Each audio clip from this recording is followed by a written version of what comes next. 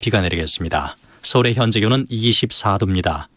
KBS 제1라디오 4시 경제뉴스, 지금까지 아나운서 박노원이었습니다. KBS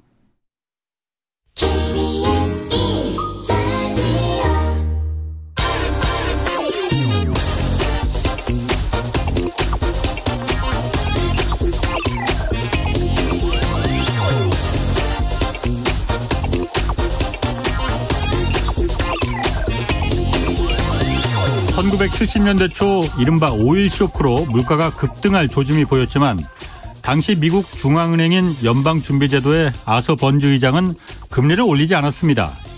아니, 중동에서 석유를 팔자는데 미국이 금리 올려봤자 이거 물가가 잡히겠냐는 거였습니다.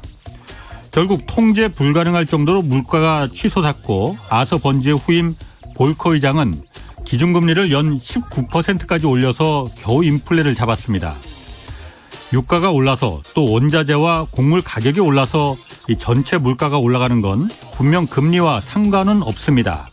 그러나 내일 물건값이 오늘보다 분명히 더 비싸질 것이다. 그러니 오늘 물건을 사둬야 한다는 이런 군중들의 심리, 이 기대 인플레가 더 무서운 겁니다.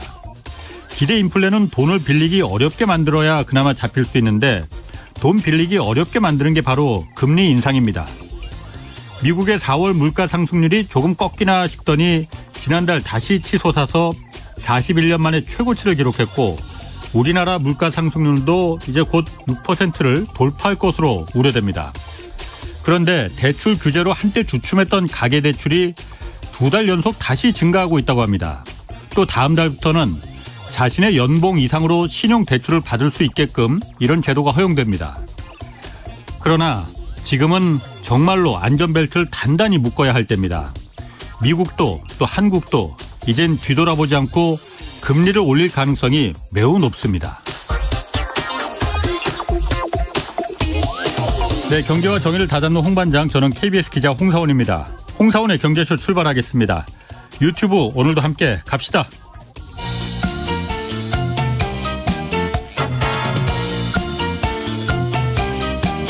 경제는 어렵고 주식은 더더욱 어려우시죠? 괜찮습니다. 우리에겐 염블리 염승환 이사님이 계시니까요. 친절하고 정확한 주가 분석. 이 시간 꼭 함께해 주세요. 네, 염블리의 영양만점 종목 분석 시간, 염승환 이베스트 투자증권 이사 나오셨습니다. 안녕하세요. 네, 안녕하세요. 자, 주식 관련해서 궁금한 게 있는 분들 짧은 문자 50원, 긴 문자 100원이 드는 샵 9730으로 문자 보내주시기 바랍니다. 자, 앞서 경제 뉴스에서도 그랬고 저도 잠깐 오프닝에서 소개했지만은 미국 소비자 물가가 지난달에 8.6%나 급증한 것으로 나타났어요. 이게 41년 만에 최대 상승 기록이라고 하는데, 이렇게 오른 이유가 일단 뭡니까? 일단 이제 가장 근본적인 원인은 이제 그 에너지 가격이죠, 에너지. 예. 그 중에서도 이제 휘발유 가격이 지금 이번 달에만 48% 올랐다고 하니까요. 예. 미국은 사실 경유보다 휘발유 차를 많이 이용하다 그렇죠. 보니까 그래서 휘발유 가격이 이게 $갤런당 3달러를 넘어가면 되게 이제 소비가 준다고 하는데 보니까 $5 넘어갔다라는 얘기도 있더라고요. 그러니까 2008년도에 그때 국제유가가 $140까지 간 적이 있었거든요. 근데 지금 $120 넘었잖아요. 근데 유가는 더 낮은데 문제가 휘발유 가격은 그때보다 더 높거든요.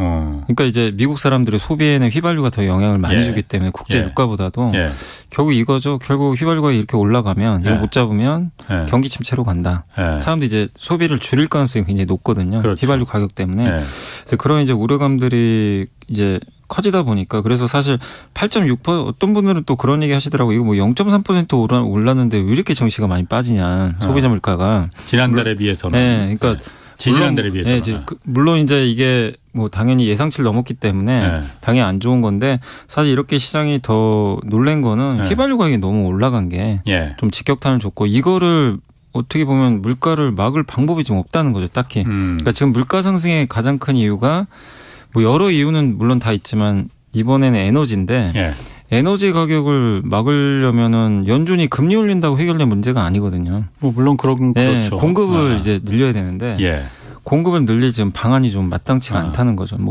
푸틴이 이제 좀 맘먹고 뭐 전쟁을 끝내든가 예. 아니면은 지금 이제 다음 달이 그나마 좀 기대하는 게 다음 달이거든요. 예. 다음 달에 이제 바이든 대통령이 사우디 간다 그러더라고요. 예. 사우디 가서 좀 뭔가 긍정적인 합의를 해서 사우디가 좀 전향적으로 증산을 해주면 예. 유가가 한번 폭 나갈 수도 있어요. 예. 근데 사우디가 가장 큰 나라니까. 예. 근데 사우디가 과연 미국 말 들을 거냐. 여기에 대해서는 이제 시장이 별로 신뢰를 안 하고 있어요. 미국도 그렇고 우리나라도 그렇고 언론들의 반응도 그 러시아 우크라이나 전쟁을 바라보는 지금 반응도 좀 달라졌어요. 그러니까 이 전쟁이 빨리 끝나야 된다. 러시아가 일방적으로 잘못한 게 아니다. 뭐 이런 식의 논조도 지금 나오더라고요. 그래서 뭐 그런 부분이 빨리 끝나서 전기 석유가 제대로 공급돼야만 한다. 이런 절박함이 좀 묻어 있는 것 같긴 하더라고요. 근데 이거를 이제 공급을 이제 말씀하신 대로 공급을 늘려야 되는데 그러니까 미국 이제 사실 미국 바이든 대통령이 좀 키를 쥐고 있는 건 맞는 것 같은데 모르겠어요. 어쨌든 어떤 지금 진전도 없다 보니까 뭐 사실 베네수엘라도 있고 이란도 있고 사우디 아니면 이제 자기네 나라의 그 셰일가스나 셰일 오일 기업들이 많잖아요. 근데 여기도 이제 뭐 푸시는 하는 것 같은데 증산을 쉽게 못 하는 것 같아요 지금. 그러니까 그것도 하루 이틀 만에 지금 공급 저희 파내자 해서 바로 파낼 수 있는 게 아니고 베네수엘라도 자 이제 쉽지 않죠. 그 규제 다 풀 테니까 제한 조치 풀 테니까 이제 팔아 해도 다 시설들이 다 있는데 낙후됐는데 바로 할 수도 없는 거고. 자 휘발유지만은 제가 사실 그 뭐 우리나라 증시도 지금 쇼크였고 미국도 그렇고 다 폭락했잖아요. 그 이유는 인플레가 지금 지난달에 그러니까 3월 달에 인플레율이 물가 상승률이 8.5%였고 4월 달에 8.3%로 좀 떨어졌잖아요. 그래서 이제 피크를 지나갔구나. 정점을 지났네. 이제 내려갈 일만 남았네 했는데 이번 달에 다시 8.6%로 올라가 버린 거잖아요. 그러니까 저만 해도 인플레 끝난 게 아니네 이거.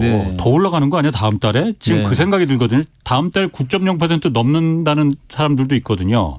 실제로 그런 이제 오늘 언론 보도도 있었고요. 이제 지금 이제 8.6이라는 숫자가 사실은 이제 시장에서 기대하는 거는 그래도 3월을 기점으로 해서 점점 꺾여서 사실 그게 컨센서스 시장의 기대였고 그렇죠. 다들 그렇게 알고 있었죠. 맞아요. 9월에는 이제 미국 연준이 그래서 금리를 이제 0.25만 올려도 되겠다. 뭐 일각에서는 이제 금리 인상 멈춰도 되는 거 아니냐. 그렇죠. 이런 낙관적인 희망도 있는데 이게 이제 다 깨져버렸죠. 그래서 말씀하신 대로 금리, 그러니까 물가 정점론이 후퇴한 거죠. 이제 피크아웃이 아니라 아직은 더 남아있다. 이런 얘기고 사실 물론 이제 근원 소비자 물가 에너지랑 그 식품 가격 제외한 건 꺾인 건 맞아요. 그건 2달 연속 꺾인 건 맞는데 지금 거기에는 지금 에너지랑 식품 가격이 포함이 안 돼 있으니까 결국 이제 그래서 이제 많은 애널리스트분들 얘기하는 게 결국 에너지 가격 잡혀야 된다. 그게 안 잡히면 그러니까 9% 얘기 나오는 것도 지금 유가가 오히려 더 올라가고 있잖아요. 그러면 이게 6월에도 반영을 하고 그러면은 당연히 이제 9%도 갈 수 있고 또 구조적인 것 중에 하나가 미국은 주거비 비중이 되게 크거든요. 물가에. 이게 계속 올라가요. 주거비가 안 꺾입니다. 이거는 근데 주거비는 꺾기가 어렵죠. 한 번 올라가면은. 그러니까 이거는 어쩔 수 없는 상황인데 이 주거비 올라가는 거에서 이제 물가를 낮추는 방법은 결국에는 이 국제 유가를 떨어뜨리는 수밖에 없거든요. 근데 이게 언제 떨어뜨릴 수 있냐 이거죠. 거기다가 지금 이제 6월 그러니까 8월로 가면은 미국도 드라이빙 시즌 들어가잖아요. 그렇지. 그러니까 근데 이제 코로나 이후 거의 처음으로 맞는 드라이빙 시즌이죠. 왜냐하면 그동안 밖에 많이 못 나갔으니까. 그러면 또 휘발유 수요는 모르겠습니다. 미국 사람들이 이제 너무 비싸서 안 갈 수도 있겠죠. 뭐 드라이빙 시즌에 여행을. 그렇지만 이제 여행 시즌이 또 다가오고 거기다가 수요 측면에서도 중국이 지금 봉쇄령이 풀렸잖아요. 중국도 이제 원유 수입이 늘 테고. 그럼 수요는 느는데 공급은 어쨌든 증가를 못 하니까.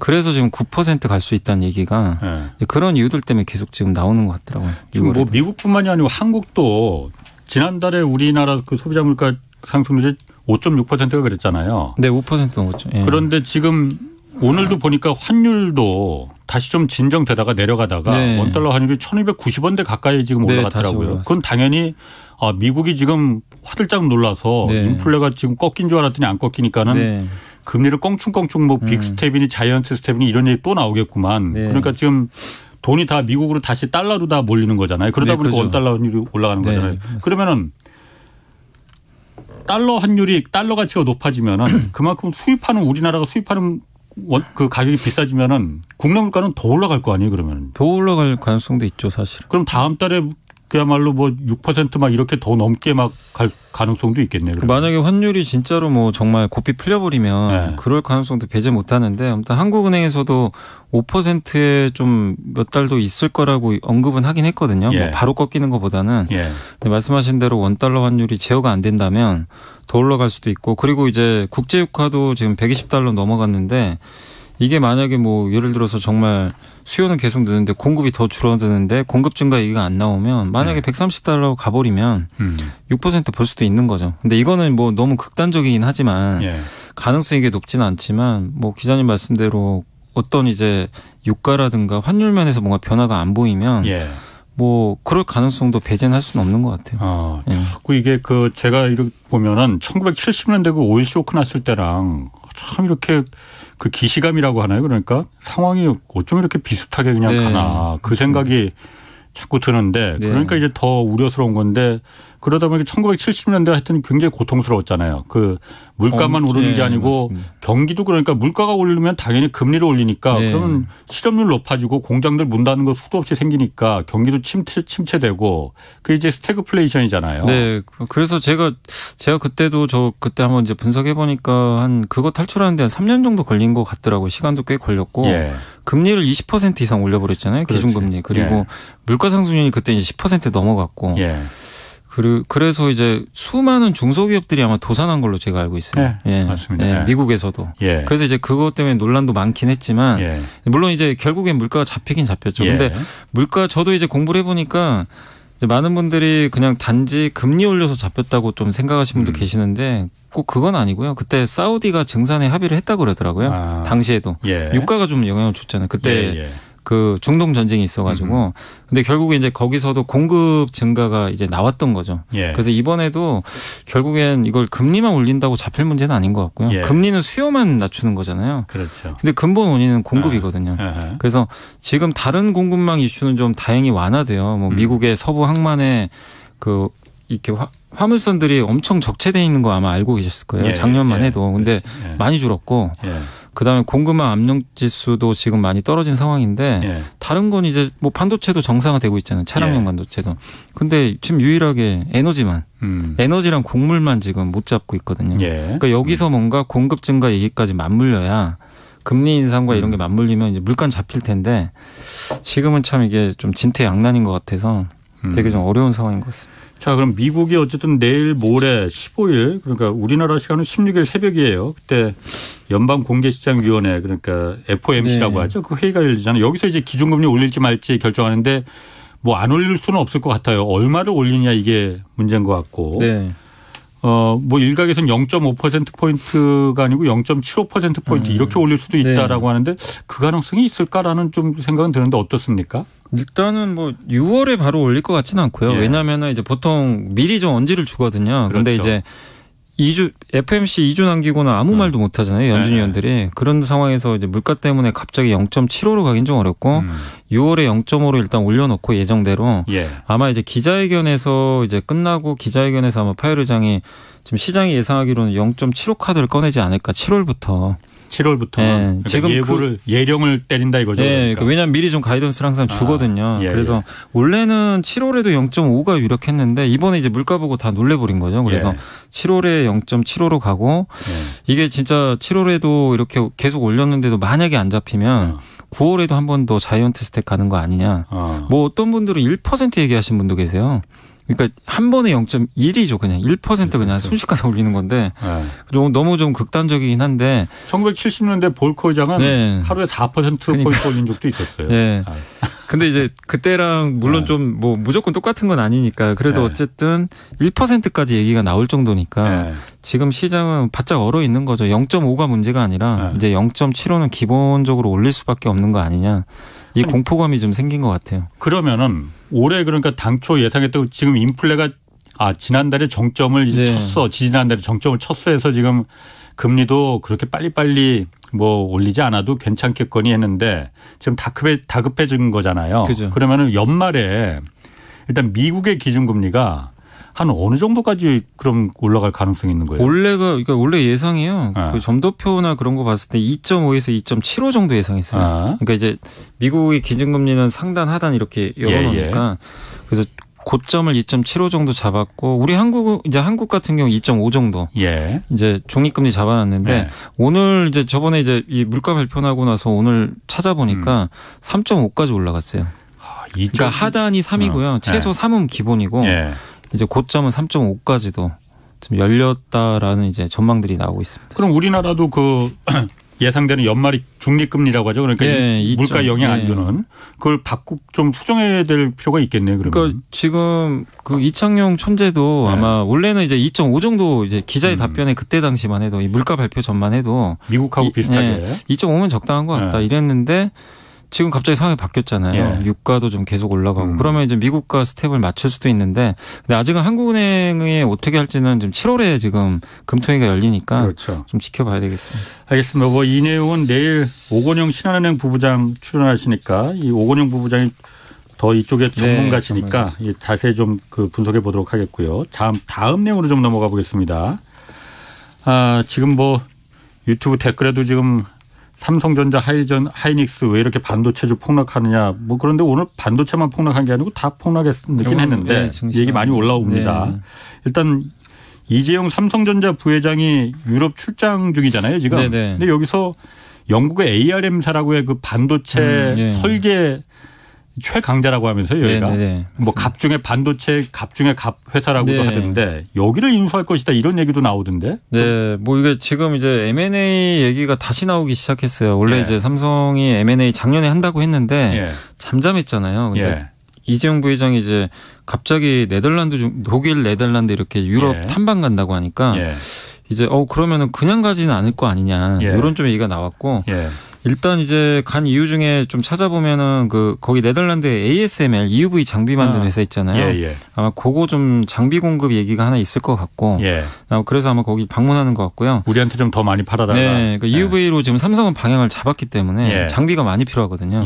근데 이제 만들 수 있는 건 너무 적으니까. 거기가 ASML이라는 회사가 그 노광 장비라고 하잖아요. 그걸 몇 대나 만들 수 있는 거예요, 1년에? 그게 EUV로는 제가 알기로는 40대까지는 가능한 걸로 알고 있어요. 그래요? 근데 그게 지금 1년에 주문이 다 밀려 있어가지고 거기밖에 못 만드는 거잖아요. 지금 거기밖에 전 세계에서. EUV는 거기 외에는 방법이 없어요. 그럼 전 세계에서 딱 40개만 팔 수가 1년에 그 정도죠. 근데 이제 매년 좀 늘리겠죠, 조금씩은. 근데 이제 부족한 거죠, 사실은. 그 삼성도 이제 더 달라는 좀 입장인 것 같은데 어쨌든 이제 그 이유가 좀 있는 것 같고 그다음에 이제 두 번째가 M&A 아니냐. 이게 좀 제일 큰 것 같은데 근데 이제 M&A가 꼭 ARM만 있는 건 아니고 ARM이 뭐 예전에도 뭐 SK 하이닉스가 한번 얘기가 나왔었잖아요. 그렇죠. 근데 엔비디아는 이제 할 수가 없었고 근데 이번에 ARM 인수와 관련해서는 그 인텔하고 또 같이 하는 거 아니냐. 인텔의 그 겔싱어 그 CEO를 한번 만났잖아요. 근데 그 내용은 정확히 모르지만 인텔도 좀 의사가 있는 것 같다. 뭐 이런 언론 보도가 있더라고요. 그러면 이제 같이 좀 합작해서 인수할 수 있는 거 아니냐.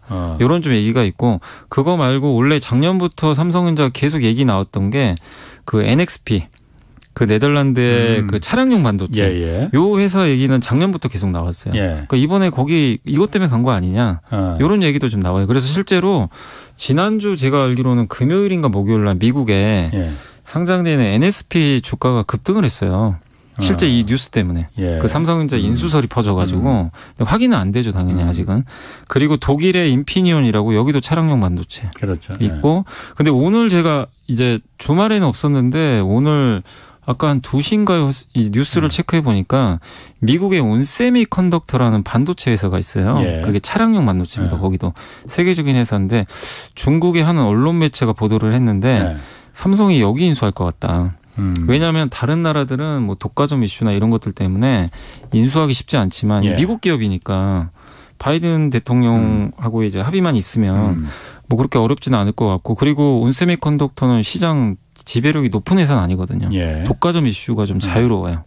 그래서 그런 이제 일부 중국 언론에 보도도 있어요. 그러니까 지금 전 세계 반도체 이제 관련해가지고 삼성전자가 어디 인수할지가 좀 초미의 관심사인 건 좀 사실인 것 같아요. 그 차량용 반도체는 뭐 그렇다 치고 ARM이라는 데는 사실 굉장히 큰 의미가 있는 거잖아요. 그래서 엔비디아라는 그 반도체 회사도 거기 인수하려고 했다가 그 독과점 이슈 때문에 못했고 실패했고 SK 하이닉스도 역시 마찬가지로 하려고 했다가 이제 지금 pending 완전 포기한 건 아니죠? 아니죠. 아직은 아니에요. 그런데 그 삼성전자도 그럼 이거 혼자 인수하려면은 너무 독점이 돼버리니 그 반대가 그 부딪힐 거니까 인텔하고 같이 지금 손잡고 할 것 같다라는 의견들을 보이는 거잖아요. 네, 맞습니다. 근데 삼성하고 인텔이 손잡는 거는 그 비메모리 어쨌든 이쪽에서는 삼성하고 인텔도 2인자, 3인자지만 경쟁자잖아요. 파운드리 경쟁자. 1인자는 대만의 TSMC하고 결국은 대항하기 위해서 하는 거잖아요. 그러면 인텔하고 삼성전자가 그래도 경쟁자인데 2등, 3등끼리 맞붙어서 1등을 우리 그러면 먹어보자. 이겨보자. 이런 그럼 전략인 건가요, 그러면은? 그러니까 이제 이거는 파운드리고 파운드리 쪽에서는 이제 2, 3등이니까. 예. 근데 이제 지금 ARM은 파운드리라기보다는 이제 비메모리 그냥 반도체죠. 설계만 하는 회사예요. 예. 근데 설계 회사라고 하는데 이 회사가 만든 그 설계 자산을 가지고 삼성전자도 엑시노스라고 한번 들어보셨을 거예요. 그 스마트폰에 들어가는 반도체 그 비메모리죠. 두뇌죠, 스마트폰에. 그리고 퀄컴은 스냅드래곤. 스냅드래곤도 그 ARM 거를 이제 가져다가 쓰거든요. 근데 이걸 인수를 하게 되면 삼성전자의 가장 지금 큰 숙제 중에 하나가 파운드리보다도 이 시스템 반도체죠. 비메모리. 여기 그 스마트폰에 들어가는 두뇌 있죠.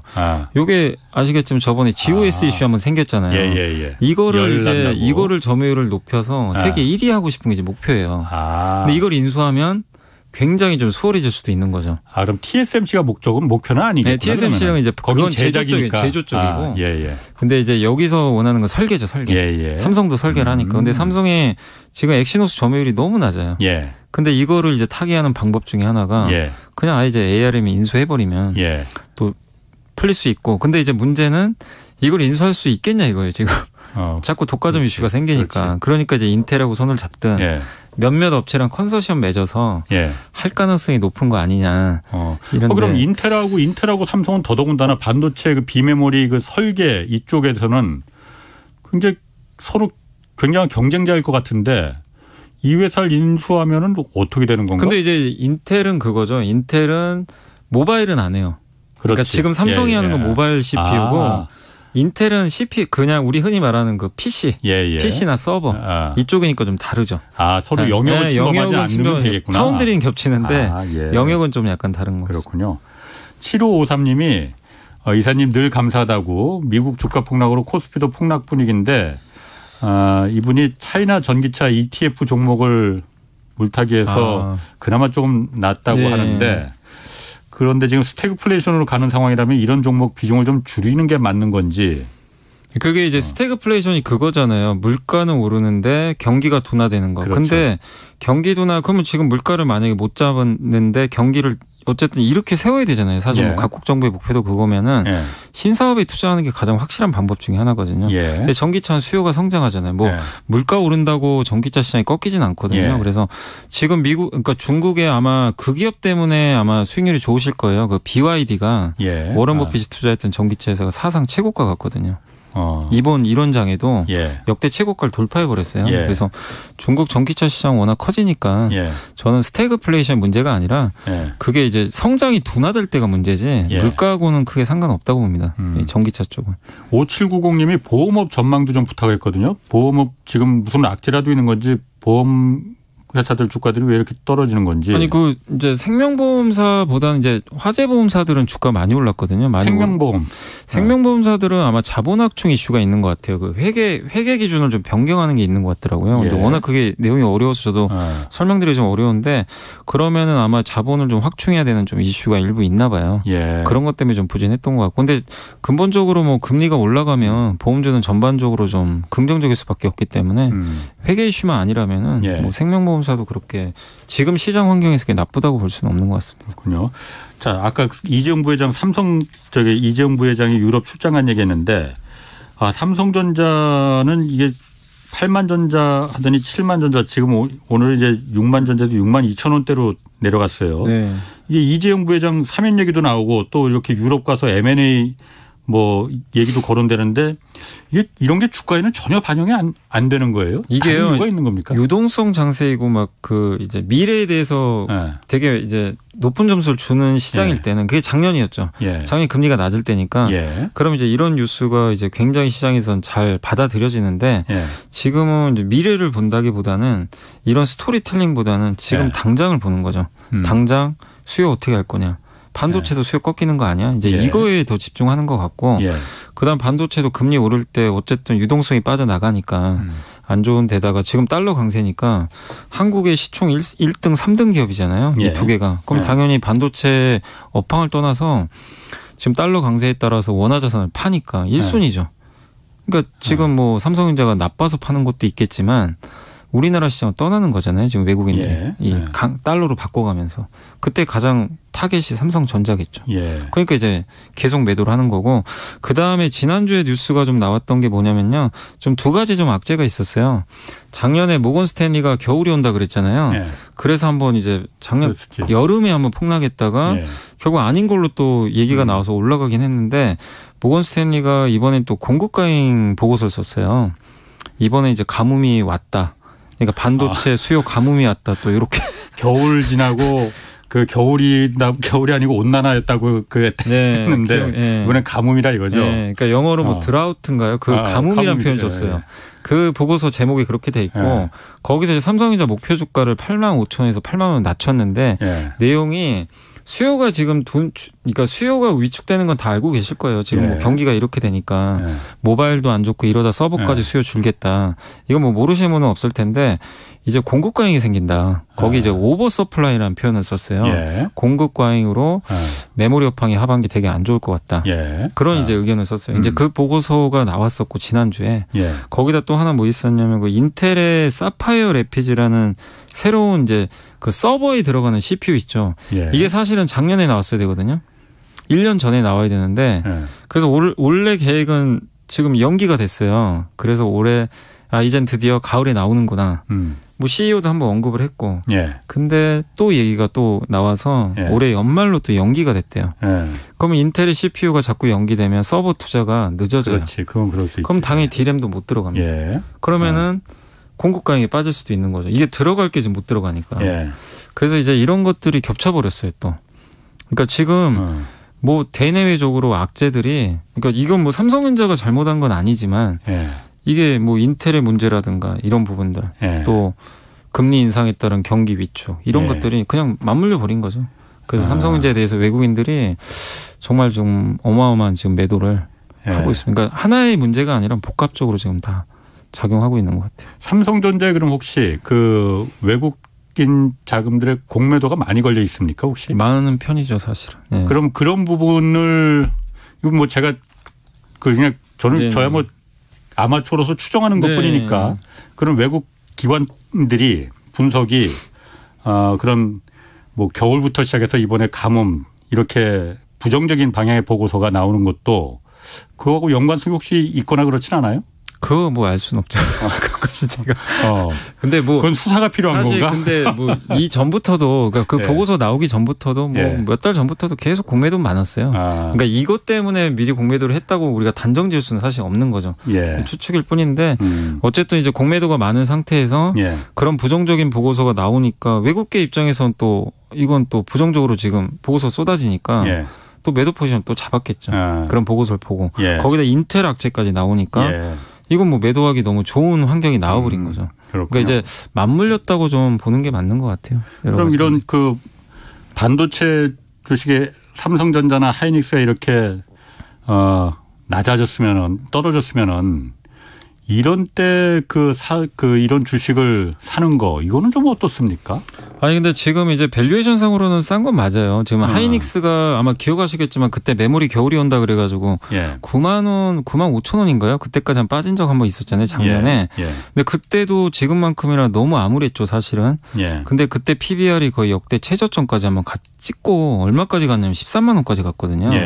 근데 지금도 밸류에이션 상으로 거의 떨어졌어요. 근데 이제 언제 메모리 업황이 또 사람들의 시각이 바뀔지 이건 지금 알 수는 없어요. 근데 그렇군요. 그냥 밸류에이션 상으로는 충분히 좀 저점까지는 온 것 같다 이렇게 말씀드리겠습니다. 8993님이 내일 모레 누리호 발사되잖아요. 네. 고흥에서. 저희 경제쇼도 그래서 15일 내일 모레 누리호 발사 특집으로 꾸밀 예정인데 누리호가 성공적으로 발사가 되면은 이게 우주 관련 주가에 영향을 얼마나 미칠지 이건 저도 궁금하네요.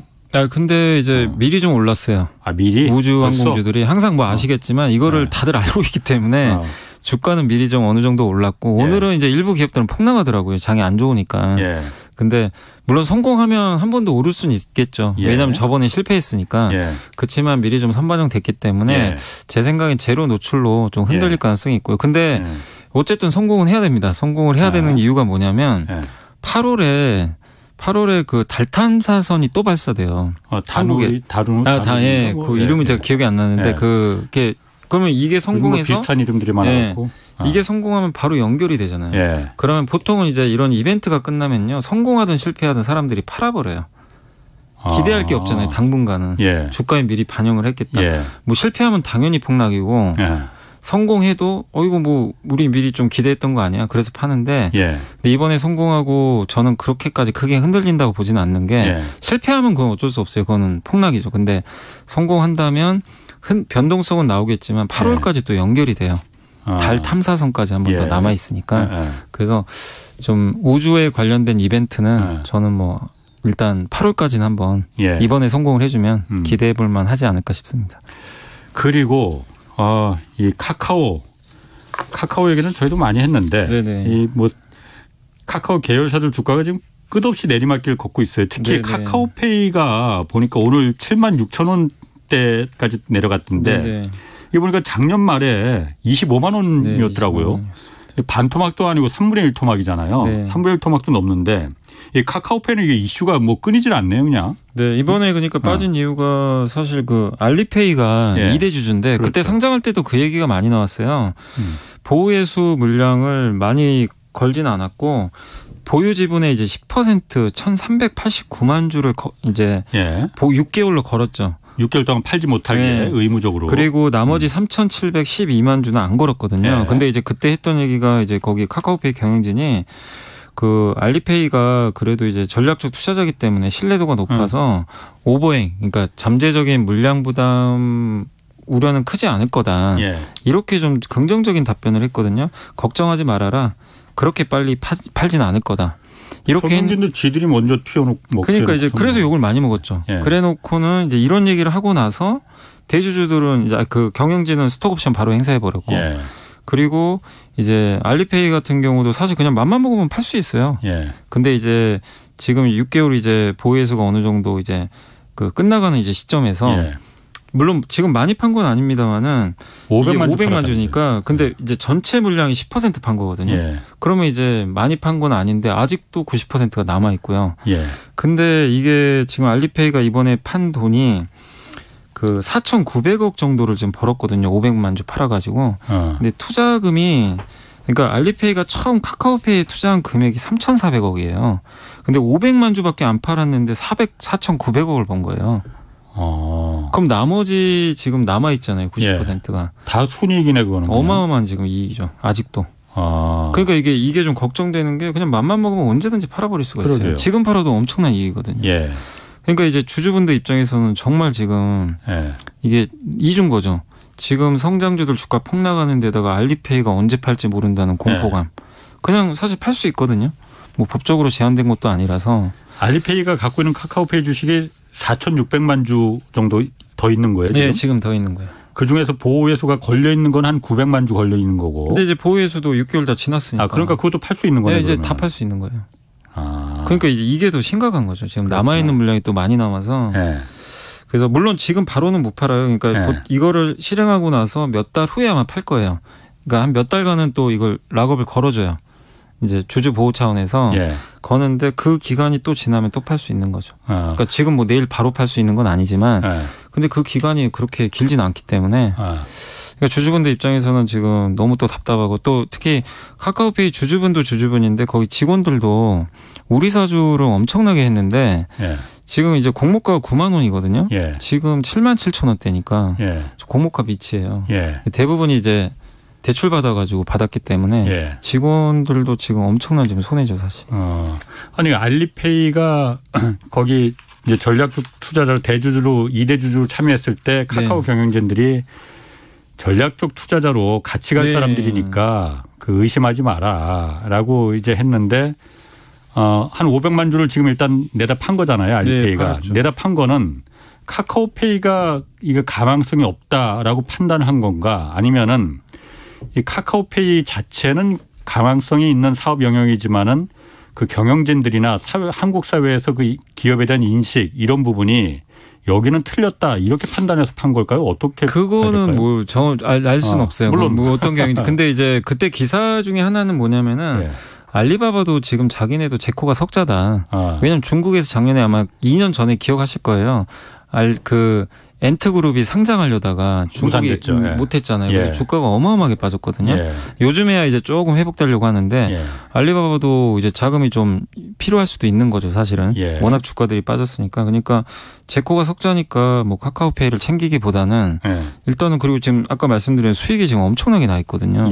그래서 저도 개인적으로 이걸 뭐 다 팔진 않는다 하더라도 계속 좀 일부분씩 매각할 가능성이 좀 높긴 한 것 같아요. 이번에 만약에 팔 생각이 없었으면 매각을 안 했겠죠. 더 가져갔겠죠. 몇 년 정도. 근데 500만 주가 물론 전체에서는 많은 건 아니지만 어쨌든 이거를 팔았다는 거는 앞으로 팔겠다는 좀 신호를 낸 거랑 비슷하거든요. 그렇죠. 옛날에 그 셀트리온도 그랬어요. 셀트리온이 싱가포르 국부펀드가 지분을 많이 투자했어요. 근데 간간히 한 번씩 지금 블록딜하거든요. 그것도 이제 계속 해소하는 거죠. 그러니까 이제 이 카카오페이 쪽 알리페이도 그럴 가능성이 좀 높아진 것 같습니다. 지금. 아니 그러면은 앞으로 이 카카오페이 주가는 어쨌든 여기 일반 투자자들도 굉장히 많이 물려 있는데 경영진도 먹튀하고 대주주도 먹튀하고 그러면은 여기는 가능성이 주가로서 봤을 때는 그거 안 보이는 거 아니에요? 그러니까 이게 지금 물론 이제 기업의 가치는 나쁘지 않죠. 왜냐하면 뭐 카카오페이 많이들 쓰시니까 워낙 뭐 펀더멘털도 단단한데 문제는 그거죠. 주식이 아무리 펀더멘털 단단해도 팔 사람이 많아져 버리면 이게 지금 안 되니까. 그렇다고 카카오페이가 저평가 기업도 아니잖아요. 굉장히 고밸류죠. 그리고 실적도 그렇게 아직은 좋은 편은 아니고. 그래서 지금 굉장히 어려운데 이거를 뭐 해결하는 방법은 2대 주주가 안 팔아야 돼요. 일단 첫 번째는 안 판다는 좀 그런 좀 시그널을 주든가. 알리바바가. 그리고 아니면은 뭐 실적으로 증명할 수밖에 없죠. 펀더멘탈을 정말 돈을 잘 벌어가지고 우리 이만큼 번다. 이걸 보여주는 거. 이 두 가지 아니고서는 지금 사실상 좀 쉽진 않은 그런 구간인 것 같습니다. 뭐 그러니까 이 자본시장에서 투자한 금액을 다시 회수하는 건 사실 당연한 거예요. 그걸 욕할 거는 없습니다. 그렇지만은 본인 투자금 회수하려고 이 투자한 일반 주주들의 가치를 훼손시키는 일은 이거는 정말 있어서는 안 되는 파렴치한 행위죠. 그런데 카카오페이 같은 경우에는 저희가 여러 번 지적했지만은 경영진들이 먼저 나 살자고 일반 투자자들을 죽이고 도망가 버렸으니 어느 누가 이런 주식을 사려고 하겠습니까? 자, 다음. 삼양식품이 중간 배당을 실시한다고 해요. 중간 배당이라는 게 원래 1년에 한 번 하는 거 아니에요? 제가 무식해서 이걸 몰라서 그런가? 이제 원래는 1년에 보통은 한 번 하는 게 많죠. 거의 대부분인데 저희도 이제 우리 한국도 이제 제도가 바뀌어서 1년에 2번 줄 수도 있고요. 삼성전자는 분기마다 줘요. 특별 배당이라고 뭐 아니 그냥 분기 배당으로. 원래? 그냥 분기 배당으로 바꿨어요. 삼성전자가 2년 전부터. 1년에 그럼 4번 주는 거예요? 1년에 4번 줍니다. 그리고 포스코도 아마 그렇게 주는 걸로 알고 있고 그래서 이제 업체들마다 다른데 미국은 월배당도 있잖아요. 이제 우리나라는 아직 월배당은 안 되고 분기 배당까지는 되는데 근데 이제 그 중간 배당은 이제 반기에 한 번씩 주는 거죠. 그래서 삼양식품이 사실 삼양식품도 예전에 이제 오너가 횡령 판결 받아가지고 좀 말이 많았죠, 사실은. 그래서 이제 최근에 어쨌든 이제 그런 뭐 좀 이미지를 좀 바꾸려고 노력은 하는 것 같아요. 왜냐하면 돈은 좀 잘 벌더라고요. 지금 불닭볶음면인가요? 그게 뭐 중국에서 엄청나게 많이 팔려가지고. 저도 그거 좋아해요.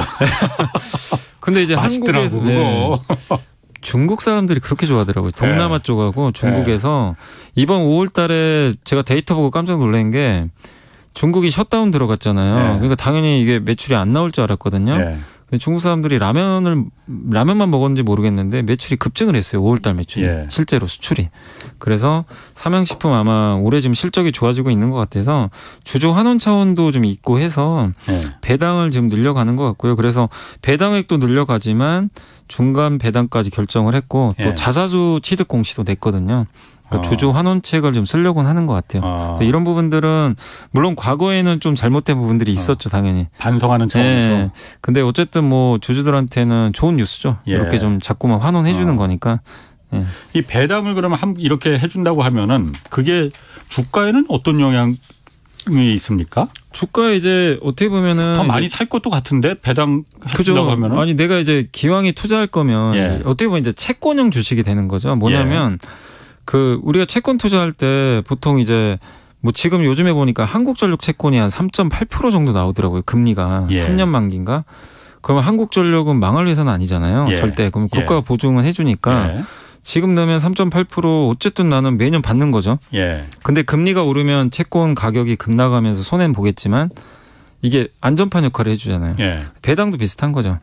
내가 손실을 볼 수 있죠. 주가 빠지면. 근데 배당은 내가 만약에 뭐 그 날짜까지 갖고 있으면 어쨌든 뭐 그 1%건 3%건 보장을 받는 거니까. 그러니까 약간의 채권형 주식과 같은 이제 약간 그 확정 수익을 보장해주는 그런 역할이라고 보시는 게 좋을 것 같아요. 그 주식 시장에서 그럼 이번 그 삼양식품의 그 배당 그 중간 배당 이에 대해서 어떻게 평가하는지 그러니까 제가 언뜻 생각하기에는 아니 라면에서 식품회사는 요즘 특히 밀가루 가격 올라가고 또 팜유 가격도 얼마 전에 인도네시아에서 뭐 중단한다고 그래서 팜유 가격도 올라가고 그래서 원가 부담이 꽤 클 텐데 이게 배당하고 그러는 게 그 참 기특하네. 뭐 이런 생각도 좀 들긴 드는데. 근데 이게 지금 아직은 좀 버틸 체력은 있는 것 같아요. 왜냐하면 작년에 물론 이제 재작년부터 돈을 많이 벌었거든요. 코로나 때 이게 특수효과 때문에 작년엔 좀 줄었는데 작년 4분기부터 수출이 엄청 늘기 시작했어요. 다시 불닭볶음면이 지금 워낙 지금 이제 해외에서 히트를 치다 보니까 그래서 아마 이제 그런 부분에 따른 이제 현금이 유입이 되니까 좀 배당도 일부 결정을 했던 것 같고 그다음에 돈이 많이 들어간 것 중에 하나가 밀양공장 투자한 게 좀 있었어요. 2,400억. 그게 이제 끝났죠. 그러면 이제 신규 공장 뭐 지출비가 줄어들 거 아니에요. 이제 그런 것들도 주주 환원책의 하나의 원인인 것 같아요. 물론 이제 말씀하신 대로 뭐 팜유나 밀가루 가격이 계속 올라가면 또 어떻게 될지 모릅니다. 사실 뭐 경영 환경이 안 좋아지면 배당을 안 줄 수도 있죠. 뭐 그거는 어쩔 수 없는 거지만 좀 자신감은 있는 것 같아요. 그래서 하반기에 그리고 모르죠. 이제 만약에 이런 식으로 계속 가게 됐을 때는 또 그 라면 가격을 또 인상할 수도 있기 때문에 어쨌든 지금은 가지고 있는 현금 가지고 일부를 돌려주려는 그런 좀 의지가 좀 강한 것 같습니다. 그렇군요.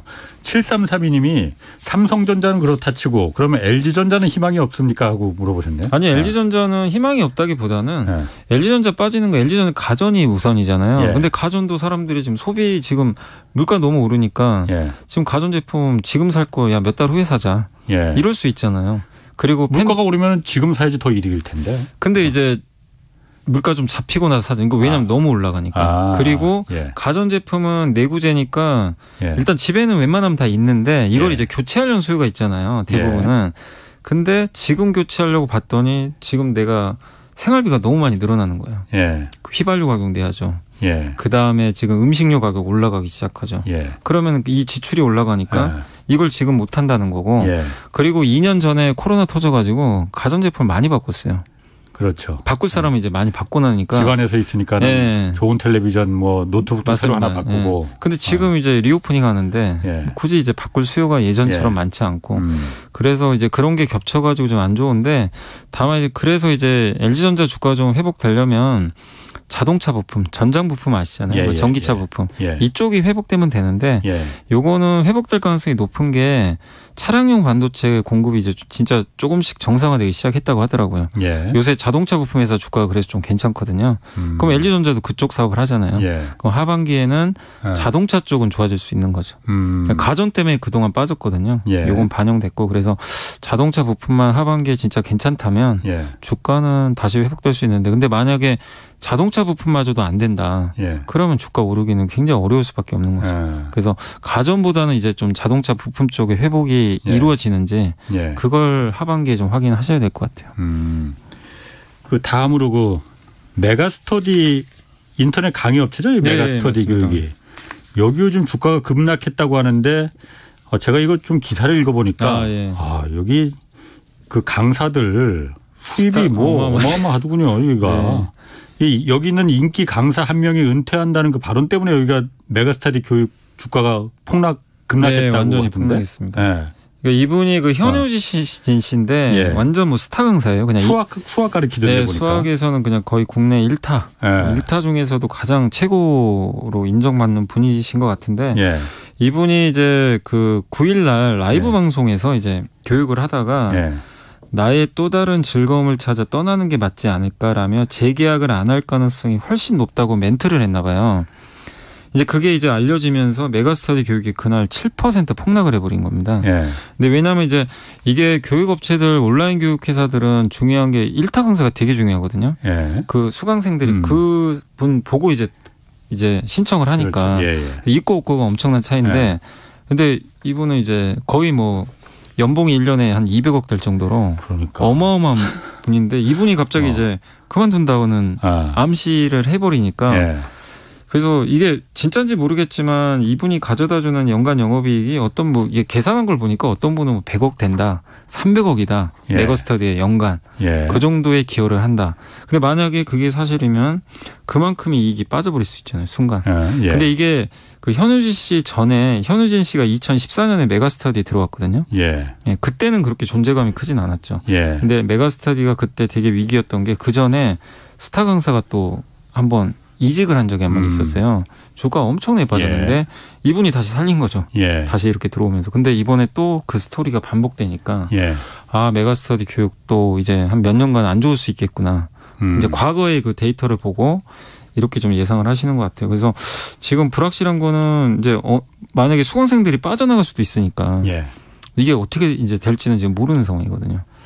참 이게 그 메가스터디가 어쨌든 사교육 업체잖아요. 사교육 강사 한 명의 연봉이 200억이 넘는다. 뭐 그러니까는 뭐 이렇게 다들 사교육 시장이 미친 건데 뭐 사교육 시장이 이렇게 미치는 만큼 공교육은 죽어나가는 거잖아요. 사실 이게 맞는 건지는 제가 사실 모르겠습니다. 자, 그리고 좀 저희 이런 얘기 들을 때마다 참 우리 이제 애들 생각하면은 이게 맞는 건지 뭐 그런 생각이 자꾸 들어서 제가 이런 얘기 좀 했습니다. 그리고 음반 시장에서 그 CD 판매량이 요즘 다시 급증한다고 하는데 이게 맞습니까? CD 플레이어 갖고 있는 사람도 요즘 별로 없을 것 같은데 차에도 요즘 CD 플레이어 안 달려 있잖아요. 근데 이게 알아보니까요. 그 저희 딸한테도 한번 저도 워낙 아이돌 좋아하니까 물어봤는데 앨범을 누가 들으려고 사네요. 수집한대요, 그냥 수집.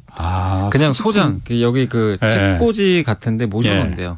모셔놓고 음악을 CD로 듣지는 않고 그냥 그건 음악은 이제 듣고. 이렇게 스트리밍으로 그냥 뭐 온라인상에서 듣고. 근데 이걸 왜 사냐고 물어봤더니 이제 소장 욕구도 있는데 그 안에 포토카드가 들어간대요.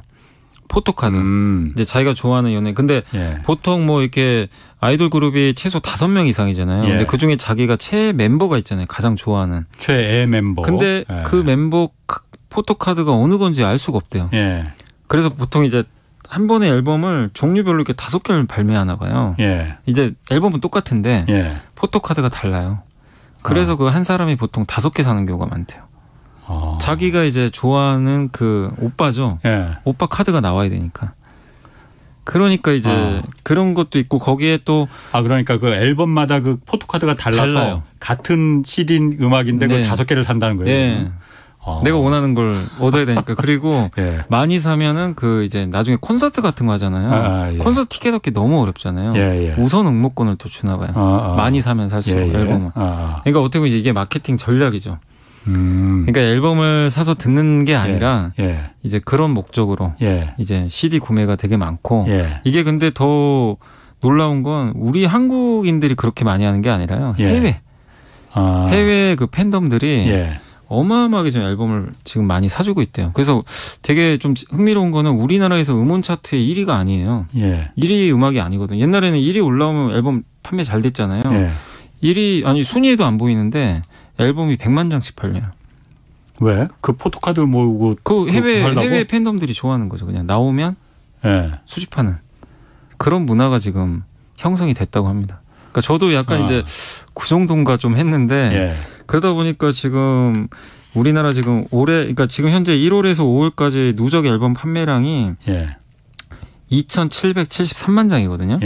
근데 올해 지금 예상으로는 7천만 장이 육박할 것 같고 지난주에 BTS 앨범이 나왔어요. 근데 그거 뭐 나오자마자 벌써 뭐 어마어마하게 좀 팔렸다고 하는데 아무튼 지금 이런 지금 트렌드가 계속 이어지고 있어서 엔터사들은 지금 올해 앨범 수익에다가 콘서트 수익 이게 더해져 가지고 굉장히 좀 기대감이 높아지는 것 같습니다.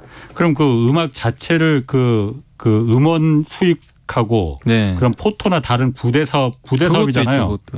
그거 비중이 물론 음원 자체가 더 크겠지 아직은요. 그럴 텐데 이제 거기에 앨범이 같이 포함이 되는 거죠. 근데 이게 앨범이 뭐 그냥 조금 팔리는 게 아니다 보니까 꽤 많은 비중을 좀 주는 것 같습니다. 알겠습니다. 오늘 여기까지 하겠습니다. 지금까지 염승환 이베스트 투자증권 이사 함께했습니다. 고맙습니다. 네, 감사합니다. 자, 내일은 오건영 신한은행 부부장과 함께 아까 잠깐 얘기 드렸듯이 모레 결정될 미국의 기준금리 주목해야 할 점 자세히 좀 분석해 보겠습니다. 지금까지 경제와 정의를 다잡는 홍반장 홍사원의 경제쇼였습니다.